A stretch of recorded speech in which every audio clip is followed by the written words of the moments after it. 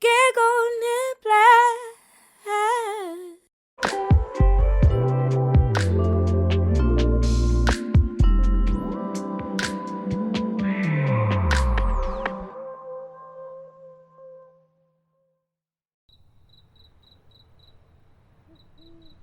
I've had a really nice evening. Great food and even better company. Would you like to go out again soon? Would you like to come upstairs for coffee? Are you insane? It's 11 p.m. Have you any idea how long caffeine stays in your system? No, you're missing the point. If you come in, we won't be getting much sleep, if you know what I mean. Oh, no shit. We'll be buzzed out of our minds on espresso beans. I don't have any coffee beans. Oh, so we're drinking instant. This just gets worse and worse. No, there is no coffee. I don't have any type of coffee. Well, I haven't got any. Was I supposed to bring some? Is this some new kind of dating thing? Is this what the kids do now? Coffee is a euphemism. For tea? No, for sex. Sex? Yes. With who? With me.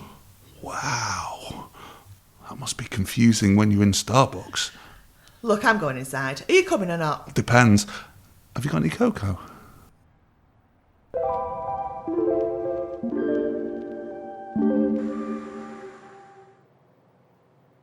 The review board will see you now.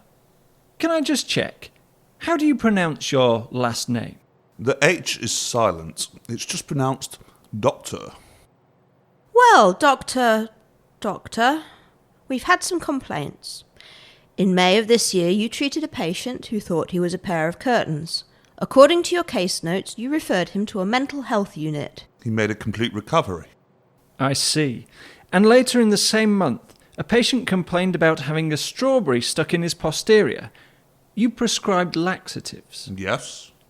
And at no point did you advise him to just put some cream on it. You didn't even say it was jammed up there. I take the care of my patients very seriously. I'm not there to make jokes. Injuries and illnesses are not a laughing matter.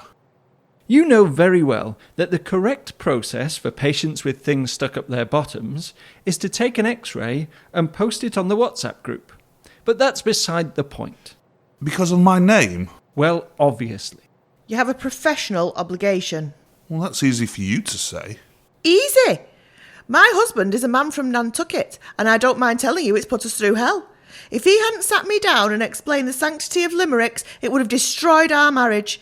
The things he has to do, all these strange women, all night long he's in and out of the house. There's no end to it. Depraved, debauched. Delusional? I'm sorry. All this is because of your husband. He's convinced you that being from Nantucket somehow compels him to sleep around. I'm not sure what you're getting at. And it's not just my husband. Do you think Professor Plum here wanted to kill all those people? Of course he didn't. But his hands are tied. I've got the rope to prove it. That reminds me, Mark, can I see you in the study later? Absolutely not. Fair. Maybe some role play would help you get a feel for it. Okay, I'll pretend to be sitting in my office. Knock, knock. Come in. Oh, for heaven's sake, you're not even trying that. I'm sorry, I wasn't ready. We'll start over. Doctor, I'm addicted to brake fluid. And I think I'm invisible. Is that even a thing? The brake fluid, the toxicity alone. How are you even alive? Focus, Doctor. This is vitally important. I don't know. He's not fit to drive? Oh, for crying out loud. How did you get through medical school? I can't. This is ridiculous. You're all bloody bonkers. Do you want to get struck off? He's been drinking brake fluid. What are you going to do about it? Stop. Just stop. Now you're getting it. And I think I'm invisible. I never want to see you again. Bravo! Doctor, where's he going?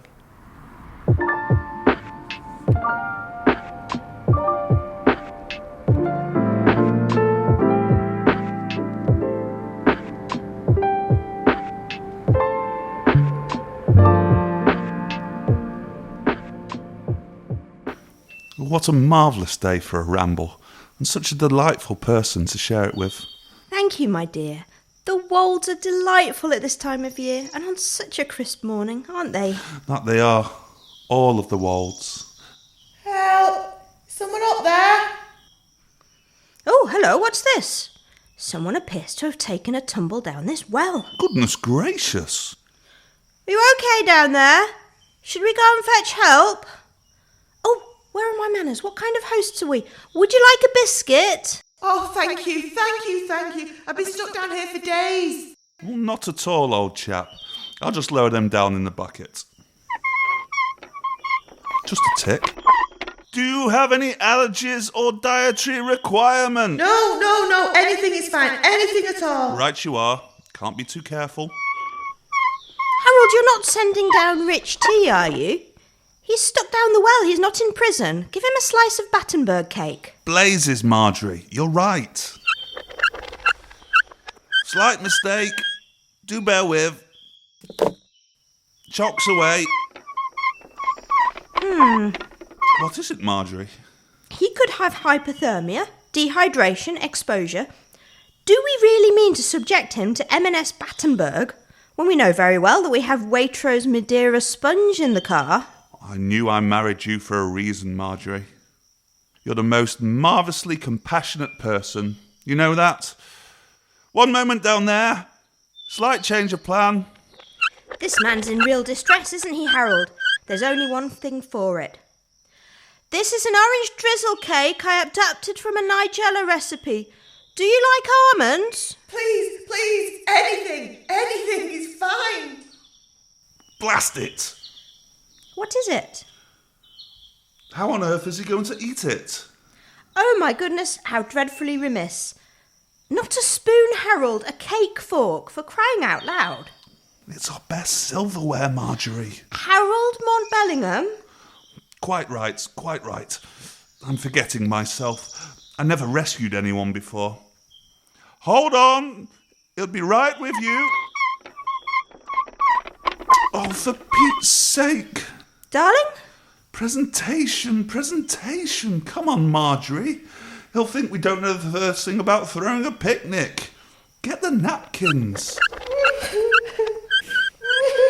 Just a tick. Thank heavens we were passing by, old boy. Oh, our cheese delivery has arrived. They've left it on our doorstep. £half a pound of Beaufort Dete out on our doorstep in this weather? The barbarians. What are we to do, Harold? What would the emergency services do? Triage. The water's only up to his waist and he's not exactly about to wander off. The cheese won't last an hour. Tatty bye. Best of luck.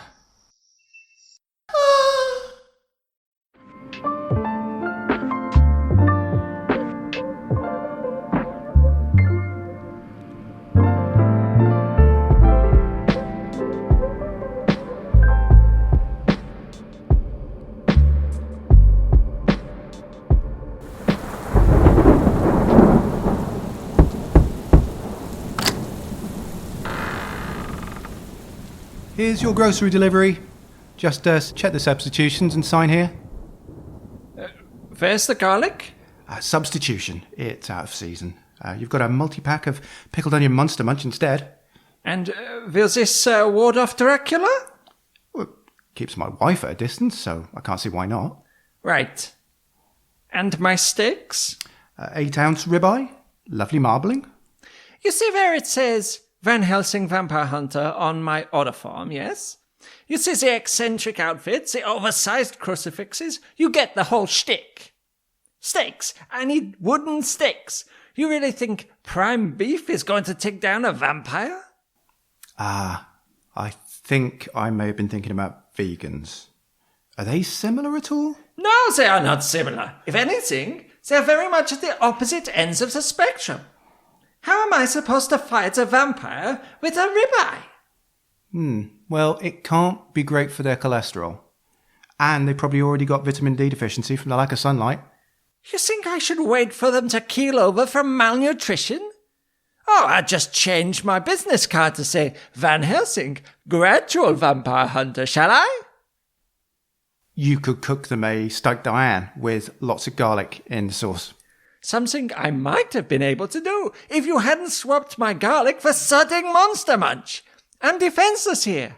I ordered wooden steaks. Oh, you mean these? Cocktail sticks. These look much bigger on the website. Yeah, you should check the dimensions really before adding to basket. Maybe wait for the vampires to turn into bats before skewering them. I bet you're going to get the hump with the holy water as well, aren't you? The holy water? Yeah, substitution. We don't sell it. I figured communion wine might be the next best thing.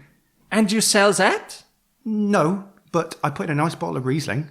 It's fruity with a delightful, clean, crisp finish. Riesling? And has that been blessed by the clergy? Well, it's Blue Nun. It's got to count for something. No, it does not count for something. Oh, come on. There's a picture of a nun right there on the bottle. What more do you want? Look, do you want me to put these shopping bags in your porch or not? Fine, yes, whatever. Moan. You're as bad as that Prince of Darkness chap at number 30. I gave him a bag of blood oranges and 2 nectarines, and he bit me on the neck. So, you did just invite me in, right? Oh,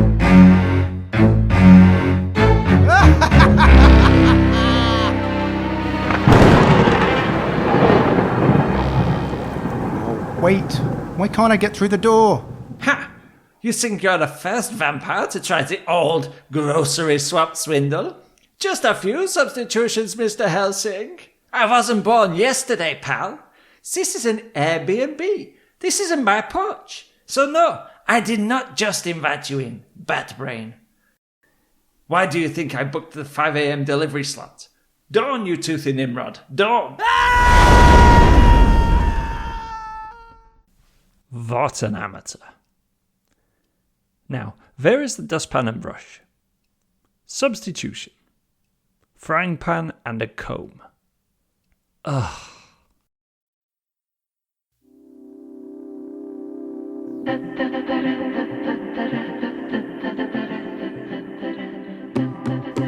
This episode of Giggle Niblets was written and performed by Rachel Johnston, Paul Lowton, Gemma Dagner, Anthony Thomason, and John Duckworth. The lead writer for this episode was John Duckworth, with additional silliness from the Manchester Comedy Writing Collective.